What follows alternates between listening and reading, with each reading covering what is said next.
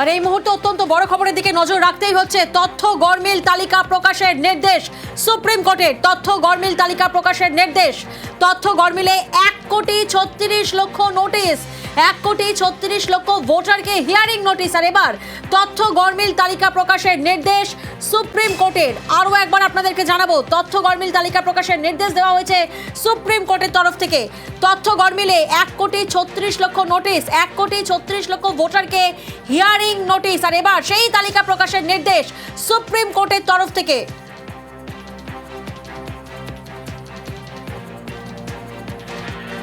যে logical discrepancy বলে উল্লেখ করা হয়েছিল তৃণমূলের তরফ থেকে, এবং তৃণমূলের তরফ থেকে দাবি করা হয়েছিল তালিকা প্রকাশ করা হোক। আর এবার সেই তথ্য গরমিল তালিকা প্রকাশের নির্দেশ দিল সুপ্রিম কোর্ট। আরও একবার আপনাদেরকে জানাবো, তৃণমূলের তরফ থেকে বারবার দাবি করা হয়েছিল, সরব হয়েছিল তৃণমূলের তরফ থেকে লজিক্যাল ডিসক্রিপেন্সি, তা উল্লেখ করা হয়েছিল, দাবি করা হয়েছিল। আর এবার সেই তালিকা প্রকাশের নির্দেশ সুপ্রিম কোর্টের। বড় খবর আপনাদেরকে আরও একবার জানাবো, তথ্য গরমিল তালিকা প্রকাশের নির্দেশ দেওয়া হয়েছে সুপ্রিম কোর্টের তরফ থেকে। 1,36,00,000 নোটিশ, 1,36,00,000 ভোটারকে হিয়ারিং নোটিশ।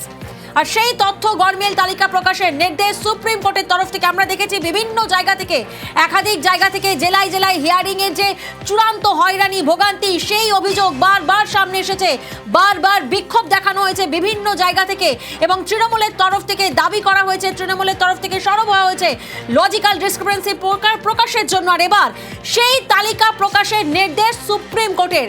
তথ্য গরমিল তালিকা প্রকাশের নির্দেশ, 1,36,00,000 ভোটারকে হিয়ারিং নোটিশ। তথ্য গরমিলে 1,36,00,000 হিয়ারিং নোটিশ, এবং সেই তালিকা প্রকাশের নির্দেশ সুপ্রিম কোর্টের। দোলা সেন এবং ডেরেক ওব্রায়ানের তরফে এই মামলা করা হয়, তারই শুনানি আজ প্রধান বিচারপতি সূর্যকান্তর বেঞ্চে বাংলার এসআইআর মামলা, এবং সেই মামলায় সুপ্রিম কোর্টের তরফ থেকে নির্দেশ দেওয়া হয়েছে তথ্য গরমিল তালিকা প্রকাশ। অর্ণব প্রতিনিধি আমাদের সঙ্গে রয়েছেন। অর্ণব, আজ সুপ্রিম কোর্টের তরফ থেকে ঠিক কি নির্দেশ দেওয়া হলো? দেখো, সুপ্রিম কোর্টের তরফে যেটা প্রাথমিকভাবে জানানো হয়েছে যে লজিক্যাল ডিসক্রিমিনেন্সি, অর্থাৎ এই নামের বানান ভুল বা এই ধরনের যে একটি তালিকা ইতিমধ্যে কমিশন প্রস্তুত করেছে, যে তালিকা ধরে তারা শুনানিতে ডাকছে এসআইআর হিয়ারিং এ, তাদের নামের তালিকাটা অন্তত কমিশন সামনে আনুক। এবং জাস্টিস বাগচি কোর্ট আনকোর্ট এই শব্দটি বলেছেন, let there name also be published, অর্থাৎ লজিক্যাল ডিসক্রিমিনেন্সি যাদের রয়েছে তাদের নামটা পাবলিশ হওয়া উচিত বলে সুপ্রিম কোর্ট পর্যবেক্ষণ করছে। এবং সিজিআই অর্থাৎ সূর্যকান্ত তিনি বলছেন, so that can also be the BLA also what about displaying the list. অর্থাৎ এই লজিক্যাল ডিসক্রিপেন্সি যেটা বারবার বলা হচ্ছে, নামের বানান ভুলে যদি এসআইআর ডেকে এইভাবে হয়রানি করা হয়, এই বিষয়টি বারবার সিনিয়র অ্যাডভোকেট কপিল সিবাল তুলে ধরতে চান, এবং সেই জায়গা থেকে যাদের নামের তালিকা রয়েছে সেই তালিকা যাতে প্রকাশ করা হয়, সেই মর্মে প্রাথমিক পর্যবেক্ষণ দেখা সুপ্রিম কোর্ট সেটা যাতে প্রকাশ করা হয়। একেবারে অর্ণব, তুমি আমাদের সঙ্গে থাকো। আরো একবার আমাদের দর্শকদেরকে জানাবো, আজ প্রধান বিচারপতি সূর্যকান্তর বেঞ্চে বাংলার এসআইআর মামলা, এবং সেই মামলায় তথ্য গরমিল তালিকা প্রকাশের নির্দেশ সুপ্রিম কোর্টের। 1,36,00,000 ভোটারকে হিয়ারিং নোটিশ। তথ্য গরমিলে 1,36,00,000 নোটিশ। দোলা সেন এবং ডেরেক ওব্রায়ানের তরফে করা মামলা, এবং সেই মামলার শুনানি গত শুনানির দিন কমিশন সহ সব পক্ষকে নোটিশ জারি করেছিল সর্বোচ্চ আদালত, এবং আজ আদালতের পর্যবেক্ষণ কি? সরাসরি চলে যাব এই মুহূর্তে অয়ন ভট্টাচার্য আমার সঙ্গে রয়েছেন, ডেপুটি নিউজ এডিটর। অয়নদার কাছে যাব। অয়নদা, আজ সুপ্রিম কোর্টের অবস্থান কি, আজ সুপ্রিম কোর্টের পর্যবেক্ষণ কি এই মামলা শুনানিতে? দেখো, আজকে এটা বড় নির্দেশ, বিরাট বড় নির্দেশ সুপ্রিম কোর্টের পক্ষ থেকে। এবং সুপ্রিম কোর্ট 1,36,00,000 যে নাম বারবার লজিক্যাল ডিসক্রিপেন্সির তালিকা প্রকাশের আবেদন জানানো হচ্ছিল, দাবি জানানো হচ্ছিল। অভিষেক বন্দ্যোপাধ্যায় নির্বাচন কমিশনে গিয়ে দাবি জানিয়ে এসেছিলেন, জ্ঞানেশ কুমারের সঙ্গে কথা বলে দাবি রেখেছিলেন যে এই লজিক্যাল ডিসক্রিপেন্সি অর্থাৎ তথ্য গরমিল, সেই তথ্য গরমিলে যদি কোনো অভিযোগ থাকে সেই তথ্য গরমিলে যে ডেকে পাঠানো হচ্ছে, হিয়ারিং এর নোটিশ দেওয়া হচ্ছে, তার তালিকা প্রকাশ করা হোক। এখন আজকে সুপ্রিম কোর্ট একেবারে নির্দেশ দিল যে লজিক্যাল ডিসক্রিপেন্সির তালিকা প্রকাশ করা হোক। এটাকে তৃণমূল মনে করছে তাদের জয়, কারণ বারবার করে তারা কপিল সিব্বলের মাধ্যমে আইনজীবীর একেবারে অয়নদা, তৃণমূলের তরফ থেকে বারবার দাবি করা হয়েছিল। অয়নদা, এই মুহূর্তে আমরা যোগাযোগ করতে পেরেছি তৃণমূল নেতা অরূপ চক্রবর্তীর সঙ্গে। অয়নদা, তোমার প্রশ্ন। লজিক্যাল ডিসক্রিপেন্সির তালিকা অরূপ নির্দেশ দেওয়া হয়েছে সুপ্রিম কোর্টের পক্ষ থেকে।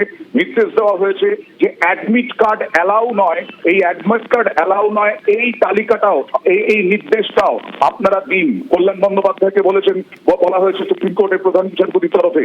এমনকি আমার যদি কোনো রকম ডিসক্রিপেন্সি থাকে তাহলে আমি অথরাইজ করতে পারবো বিএলএ কেও, যে আমি লিখে দেবো, তিনি জমা দেবেন, বিএলএ জমা দেবেন, আমি যাব না শারীরিকভাবে। এই বিষয়টি আপনারা কিভাবে দেখছেন? দেখো, প্রথম কথা হচ্ছে এটা পুরো অসভ্য একটা প্রক্রিয়া। একটা মানুষকে তুমি ফাঁসি দিচ্ছ, তুমি জানাচ্ছ না তার অপরাধ, এটা তো হতে পারে না। এই যে ধরো মাধ্যমিকের অ্যাডমিট কার্ড থাকলে সে ভোটার হতে পারবে না, আর সার্টিফিকেট থাকলে হবে। মানে আমার স্কুলে আমার সাথে পড়তো দুই যমজ ভাই। বড় ভাই আমার সাথে মাধ্যমিকে ফার্স্ট ডিভিশনে পাস করেছিল, আর ছোট ভাই পরীক্ষা দিতে পারেনি, ওর তখন চিকেন পক্স হয়েছিল বলে পরে আর ও মাধ্যমিক দেয়নি। যেহেতু বড় ভাই পাস করেছে, যমজ ভাই তারা, বড় ভাই পাস করেছে, সে বৈধ ভারতীয় নাগরিক, আর ছোট ভাই যেহেতু মাধ্যমিক পরীক্ষাটা দেয়নি তাই সে রোহিঙ্গা মুসলমান অনুপ্রবেশকারী। এই অসভ্য প্র্যাকটিস নির্বাচন কমিশনকে এখতিয়ার কে দিয়েছে? আর সারা ভারতবর্ষের কোথাও এই লজিক্যাল ডিসক্রিপেন্সির নামে হয়রানি হচ্ছে না, একমাত্র পশ্চিমবঙ্গকে বেছে বেছে টার্গেট করে। আর কিসের ভিত্তিতে 1,36,00,000? কোনো মেমো নাম্বার নেই, কোনো সরকারি নথি নেই, সরকারি নোটিফিকেশন নেই, হোয়াটসঅ্যাপে ডাকা হবে আর মানুষের নাম, লক্ষ লক্ষ মানুষের নাম বাদ দেওয়া হবে। টার্গেট করে বেছে বেছে মুসলমানদের নাম, বেছে বেছে মহিলাদের নাম, যারা মমতা বন্দ্যোপাধ্যায়ের ভোটার, যারা তৃণমূল কংগ্রেসকে ভালোবাসে, টার্গেট করে তাদের নাম বাদ দেওয়ার এই পরিকল্পনা। সুপ্রিম কোর্টকে ধন্যবাদ যে তারা ওই জায়গায় হস্তক্ষেপ করেছেন। এই কাজ পুরোপুরি অসাংবিধানিক, সংবিধান বিরোধী কাজ করছে নির্বাচন কমিশন অমিত শাহর নির্দেশে। বেশ, একেবারে অয়নদা, এই খবরে আমরা নজর রেখেছি। তথ্য গরমিল তালিকা প্রকাশের নির্দেশ, তথ্য গরমিলে 1,36,00,000 নোটিশ, 1,36,00,000 ভোটারকে হিয়ারিং নোটিশ, তথ্য গরমিল তালিকা প্রকাশের নির্দেশ সুপ্রিম কোর্টের তরফ থেকে। অয়নদা, যেমনটা তুমি বলছিলে যে আমরা দেখেছি বারবার তৃণমূলের তরফ থেকে এই সব অর্থাৎ লজিক্যাল ডিসক্রিপেন্সি বা তথ্যগত অসঙ্গতির তালিকা নিয়ে প্রশ্ন তুলেছিলেন তৃণমূলের সর্বভারতীয় সাধারণ সম্পাদক অভিষেক বন্দ্যোপাধ্যায়। এমনকি তিনি দাবিও করেছিলেন যে কমিশন একই দিনে কিভাবে খসড়া তালিকা আর তথ্যগত অসঙ্গতির তালিকা প্রকাশ করে, এবং তারপরে আমরা দেখেছিলাম যে বারবার তৃণমূলের তরফ থেকে এই বিষয়টা নিয়ে সরব হয়েছিল। আর অবশেষে সুপ্রিম কোর্টের সেই তালিকা প্রকাশের নির্দেশ। প্রিয়াঙ্কা, নির্দেশের বিষয়গুলো তো অর্ণব বলবে, কিন্তু এখানে শুধু অভিষেক বন্দ্যোপাধ্যায় নন, মমতা বন্দ্যোপাধ্যায় যেখানে যেখানে যাচ্ছেন এই মুহূর্তে এসআইআর নিয়ে তীব্র প্রতিক্রিয়া জানাচ্ছেন, এবং তার সঙ্গে সঙ্গে মমতা বন্দ্যোপাধ্যায়ই বলেছিলেন যে এই লজিক্যাল ডিসক্রিপেন্সির তালিকা একমাত্র বিজেপির কাছে আছে, বিজেপির কাছে সমস্ত তথ্য আছে যে লজিক্যাল ডিসক্রিপেন্সি কাদের।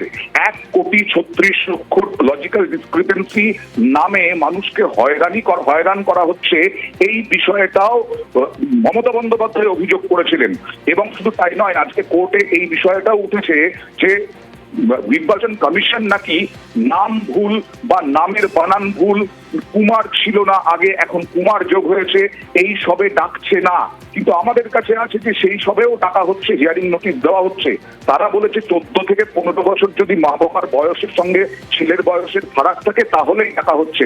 তখন সূর্যকান্ত বলেছেন, আপনারা ভুলে যাবেন না এদেশে বাল্য বিবাহ একসময় প্রচলিত ছিল এবং এখনো নাবালক বিয়ে, নাবালিকা বিয়ে, বিশেষ করে নাবালিকা বিয়ে আছে, সেগুলোকে আটকানোর চেষ্টা হচ্ছে, কিন্তু সেগুলো আছে। তাই এটা আপনারা হিসেব করলেন কিভাবে? এবং মানুষকে যদি হয়রান হতে হয়, মানুষ যদি হয়রান হন, মানুষের যদি হয়রানি হন তাহলে তারা নির্দেশ দেবেনি, এটা আগেই বলেছিলেন। এবং তারপরে এই নির্দেশগুলো দেওয়া হলো, এবং এই নির্দেশগুলো যেগুলো নির্দেশ দেওয়া হয়েছে, মানুষকে অযথা হিয়ারিং এ টাকা হচ্ছে, এবং কোথায় টাকা হচ্ছে? বিডিও অফিসে। এইটা অভিযোগ ছিল তৃণমূলের, বারবার তৃণমূল নেত্রী মমতা বন্দ্যোপাধ্যায়, অভিষেক বন্দ্যোপাধ্যায় বারবার বলেছেন এইখান থেকে তো রয়েছে যে লজিক্যাল ডিসক্রিপেন্সি বলতে ঠিক কি বোঝানো হচ্ছে, মানে তা নিয়ে তো নিচুতলায় আধিকারিকদের মধ্যে একটা চরম বিভ্রান্তি তৈরি হয়েছিল।